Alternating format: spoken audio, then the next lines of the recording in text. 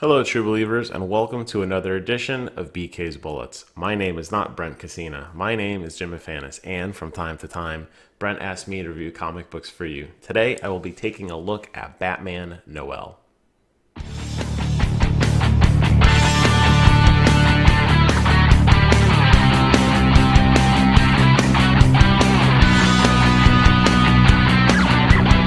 Before I get into this review, which will contain spoilers, two quick points. Number one, if you've not yet read this comic book, save this video for later and do so because I am going to be spoiling it.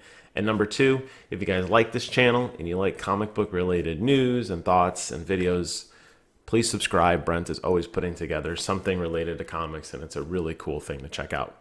All right, with that out of the way, let's talk about Batman Noel. This was by Lee Bermejo. It came out on November 2nd, 2011, and it follows the tale of Batman, but in the context of Scrooge. You guys remember the famous Christmas tale, The Christmas Carol by Charles Dickens. There's actually a foreword in here talking a lot about what that story was about, in case you're not entirely familiar.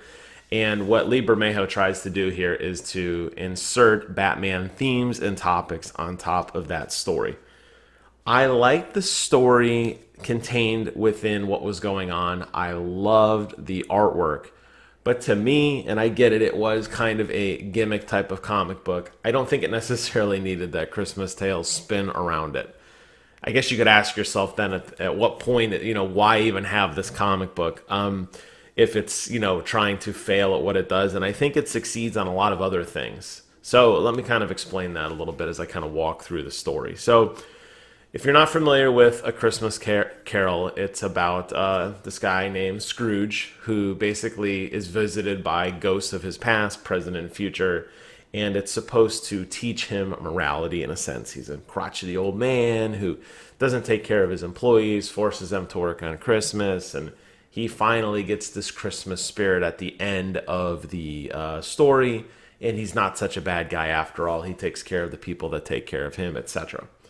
They try to do that with Batman, and what they do is he has different ghosts of past, present, and future through basically Robin, who's his now deceased partner, through the Catwoman, and through Superman, who kind of interject in his life and teach him, Catwoman. I mentioned Catwoman. Yes, who kind of interject in his life and show him morality or try to show him morality. But it doesn't really necessarily work because they're just as kind of into superheroism as he is. So Robin, for example, trying to give him morality when Robin was a crime fighter just like he was, who put his personal life on hold just like Batman had to go out and fight in the city, doesn't necessarily work as a moral compass. Superman, who is basically flies out of nowhere, seemingly impenetrable, laser vision, can't be hurt, all that kind of stuff, and he takes Batman on a tour of the city and flies him around and shows Batman what it's like for normal people. It's not normal for Superman, so him trying to explain this to Batman, it didn't really work. And I feel like that's kind of like my takeaway from this, is that in of itself, it kind of fails to me at what it was trying to do. That said, I loved it. I want to be very, very, very clear. I love this comic book.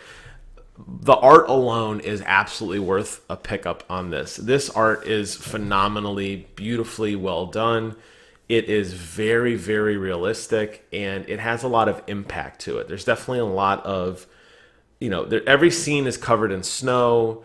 The way the snow falls on the characters, the way the Christmas lights glow off their face when they're running down alleyways or when they're fighting in the streets or whatever. It really, really looks well. And one really cool thing that Lee Bermejo did, and he didn't do it everywhere, unfortunately, but there's a lot of panels in here that are not panels in of the common sense. It's just one long continuous piece of art with very careful transitions between the cells, and I'm not talking about the lines. I'm not talking about individual boxes. So it could be a transition. There's a really, really cool scene in here where Batman falls off a ladder. He's running away from Catwoman, and he's got pneumonia, and he falls, and he's like plummeting down to this alleyway. And there's this really cool transition of what's going on in the present day and in the past.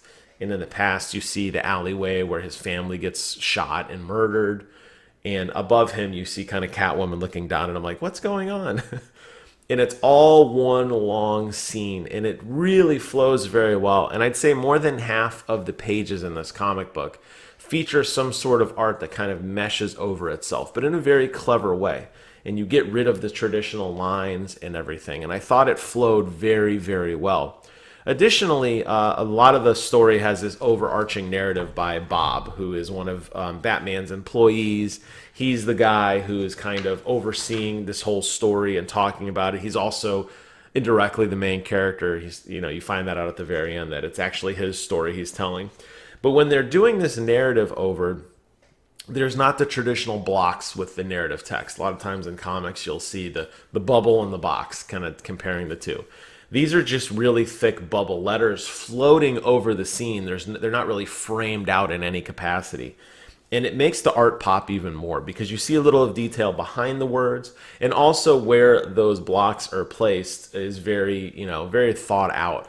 I really wish comic books would do this more often.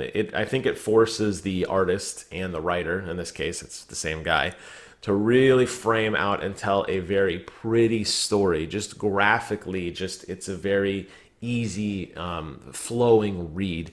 And a lot of times, Brent lets me borrow these books, and they're very text heavy, and they're dense, and you're like, oh, I'm reading a story here. But when you have stuff like, in here where like little Timmy's building up this tree, and the tree's in the center, and you got the words flowing around it, it just flows so much more naturally, and you can appreciate the art while you're reading it, which is something that I find fails on a lot of other comic books. So I think in that sense alone, the art style of the comic and the way that the story is actually told really, really nails it. I also want to point out one of the really cool parts of the story is you get to see Batman's costumes through the year in the Batcave, which is really, really neat. I think present-day Batman is phenomenal. Very militarized, all black. A lot of detail in his boots. You can tell he's got these really thick combat boots. And even the Batmobile, which unfortunately gets destroyed by the Joker.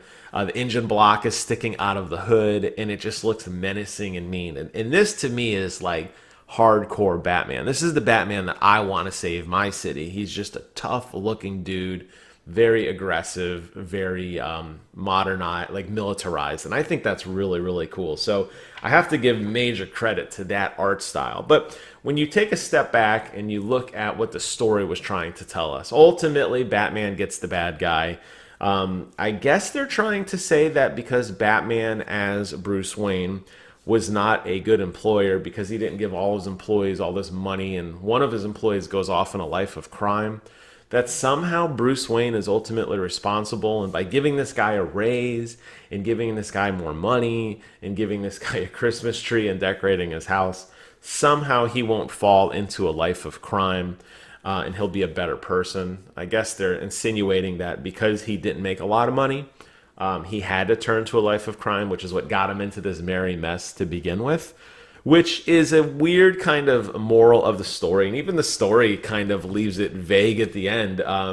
When you're reading the story, the last panel is this guy Bob saying, what do you think the moral of the story is? And it ends. And I think that might be Lee Bermejo's subtle way of saying, I don't really know what the end of the story was because it was kind of weird.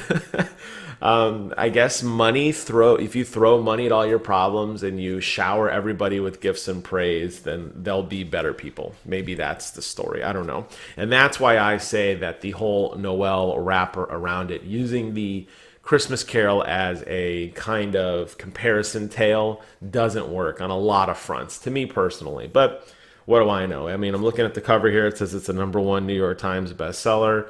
It's received critical praise across everything I've read. And I do agree it deserves a lot of praise, but not for the reason that I think that Lee Bermejo wrote it. I like the story overall, at least in terms of the detectiving and what Batman was doing, putting a tracker on this guy, using him as bait, and having to deal with the moral fallout of what happens if he lets this guy go and Joker gets to him before Batman does, which ultimately does happen. But the guy was able to kind of take care of himself and Batman's there to kind of, put Joker away and lives a happy life, lives a Merry Christmas alone in his Batcave with pneumonia. But you know what? Everybody's safe and sound. So, do I like this overall? Yes, I do. Do I recommend this overall? Yes, I do, but not for the reasons that the comic book has mentioned. I hope you guys found this video informative. I mentioned it before, but I'm going to mention it again. Do yourself a favor, comment, rate, and subscribe. It helps out Brent's channel a lot. Hope you guys enjoyed the video, and until next time, I will see you guys in the funny pages.